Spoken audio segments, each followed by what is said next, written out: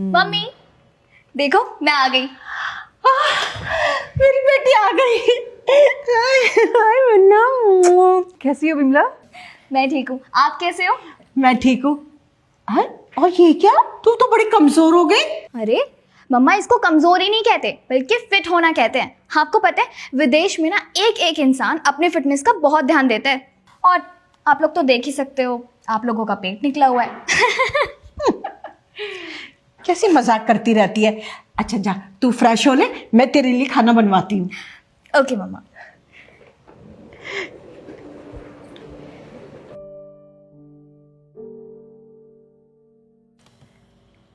खा लो खाना। ये क्या बना दिया आप लोगों ने? आज मम्मी जी ने तुम्हारी फेवरेट सब्जी बनाई है अपने हाथों से। ओ माय गॉड, आप लोगों को नहीं पता क्या मैं ये सब नहीं खाती? अरे मतलब इतना ज्यादा ऑयल कौन डालता है खाने में, और इतना अनहेल्दी खाना आप लोग कैसे खाते हो? अरे बेटा, तेरी पसंद का खाना बनाया है और भूल गई? तू बचपन में कितने शौक से ये सब खाया करती थी। आई नो मम्मा, लेकिन बचपन की बात अलग थी और अब की बात अलग है। मैं ये सब नहीं खा सकती, इतना ऑयली और अनहेल्दी फूड तो मैं बिल्कुल नहीं खा पाऊंगी। अब आप एक काम करो, मेरे लिए सैलेड कट करवा दो। बस सलाद? अरे बेटा, तेरी पसंद की इतनी सारी चीजें बनाई हैं और तू कह रही है कि मैं भूखी सो जाऊंगी। मम्मा मैंने कब कहा कि मैं भूखी सोने जा रही हूँ? सैलेड तो खा रही हूँ ना। और वैसे भी विदेश में ना डिनर के वक्त हर इंसान सैलेड ही खाता है, और मैं भी वही खा लूंगी। आप मेरे रूम में भिजवा देना, बस मुझसे नहीं खाया जाएगा इसे। बहू, तू खाना खा ले और सबको भी खिला देना। अब होता है, आदतें बदलती रहती हैं।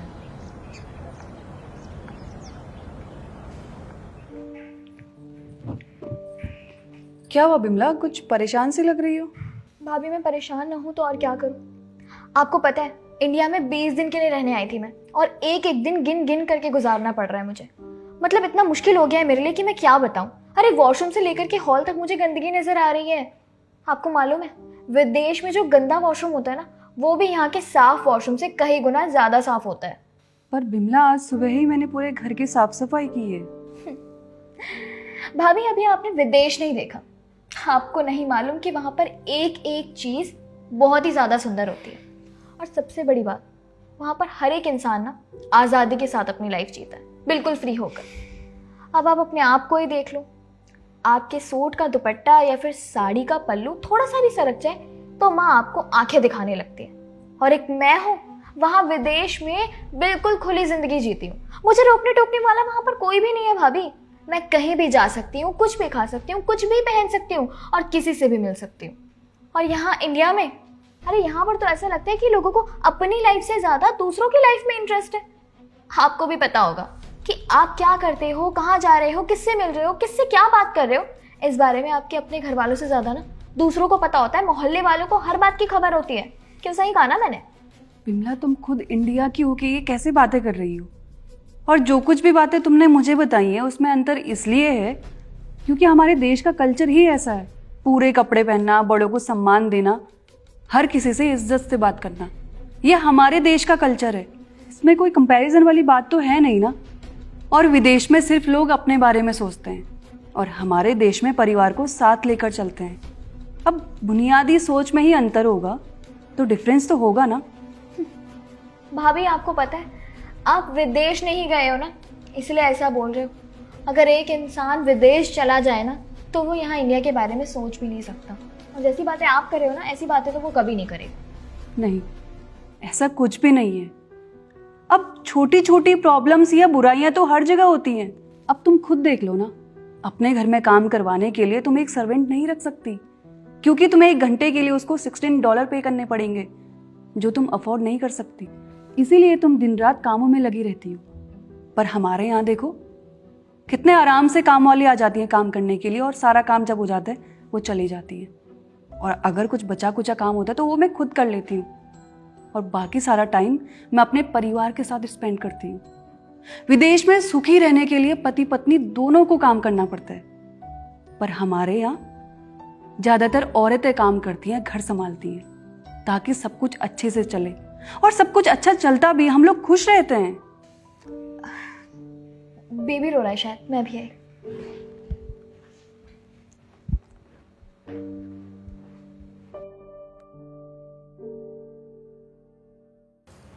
अभी सो रहा है। ये चीज़ मम्मा, वो भाई आएंगे ना ऑफिस से, तो उनको बोल देना कि बच्चे का कोट लेते आए। बेटा, ये कोट क्या होता है? अरे बेबी के लिए चाहिए ना, वो बच्चे सोते हैं वही वाला। अरे ये इतना छोटा सा बच्चा उसमें अकेला कैसे सोएगा? मम्मा, आप भी कैसी बातें कर रहे हो? बच्चे ना विदेश में अकेले ही सोते हैं, माँ बाप से अलग। अगर बच्चे माँ बाप के साथ सोएंगे तो उनके दबने का डर होता है। किसने कहा तुमको कि बच्चा माँ बाप के साथ सोकर दबता है? भाई हमारे यहाँ तो बच्चा अपने माँ बाप के साथ ही सोता है, और आज तक तो हमने कभी नहीं सुना कि बच्चा अपने माँ बाप के साथ सोकर ही दब गया। विदेश में क्या माँ भांग पीकर सोती है?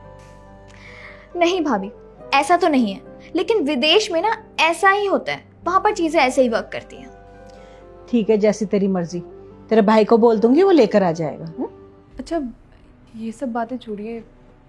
बिमला, तुमको पता है मम्मी जी तुमको कितना मिस करती है, कितना तड़पती है तुमसे मिलने के लिए। कभी कभी तो मैं सोचती हूँ कि काश तुम भी यहीं रहती तो हम लोग मिलते रहते। What? भाभी ये क्या कह रहे हो आप? मैं और यहाँ पर कभी भी नहीं। अरे मैं 20 दिन के लिए तो आई हूँ मुश्किल से, और वो भी गिन गिन कर कैसे काट रही हूँ सिर्फ मैं जानती हूँ कि मुझे कितनी प्रॉब्लम हो रही है यहाँ इंडिया में रहने में। अगर मेरा बस चले ना भाभी, तो मैं कल की ही रिटर्न टिकट करवा करके वापस चली जाऊँ विदेश। मुझसे यहाँ नहीं रहा जा रहा। और भाभी, आपको ये बात कब समझ आएगी कि विदेश की भारत से कोई तुलना ही नहीं है।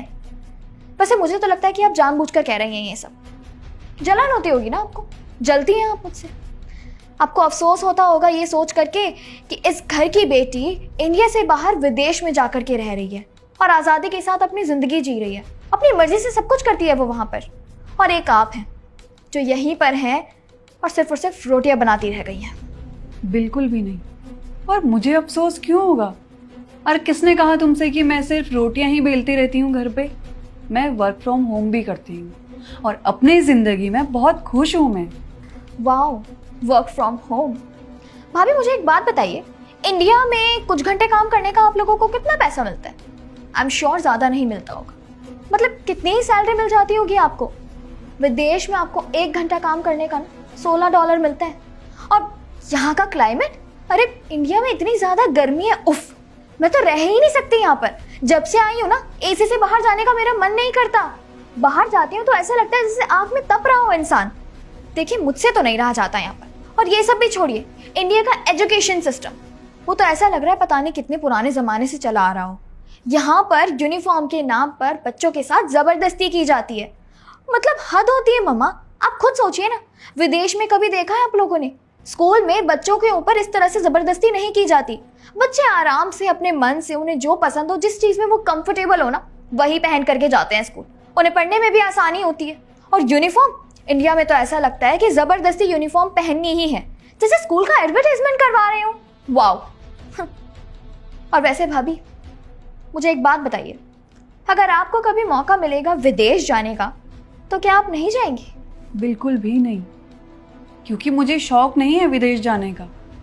माना कि विदेश में बहुत सारे पैसे मिलते हैं हर चीज़ के लिए, हर काम के लिए। यहाँ इंडिया में उतने पैसे नहीं मिलते, और विदेश जैसे यहाँ फैसिलिटी भी नहीं है। पर हमारे यहाँ कुछ चीज़ें ऐसी हैं जिनका कोई मोल नहीं है। हमारे माँ बाप, हमारे दोस्त, हमारे रिश्तेदार।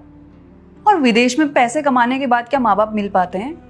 मैं मम्मी जी को छोड़कर कहीं नहीं जा सकती, क्योंकि मैंने उनकी आंखों में देखा है कि वो अपनी बेटी को मिलने के लिए कितना तड़पती हैं। मैं मम्मी जी को इस हालत में नहीं देख सकती। मैं हमेशा मम्मी जी के साथ ही रहूंगी, क्योंकि वो मेरी सास नहीं, मेरी माँ है। बेटा, मैं सुबह से शाम तक तुझे याद करती थी और इसे कभी अपनी बहू नहीं माना। अरे मैं कैसे भूल गई कि मेरे घर में तो एक अनमोल हीरा है जो सबके बारे में सोचती है, अपने देश से प्यार करती है, अपने कल्चर से प्यार करती है। मैंने इसकी कदर नहीं करी, लेकिन कोई बात नहीं, जो मैंने भूल की है ना, उसे मैं ही सुधारूंगी। तुझे विदेश जाना है ना, तू जा। अब मुझे ना खुश रहने की वजह मिल गई है, और वो है मेरी बहू।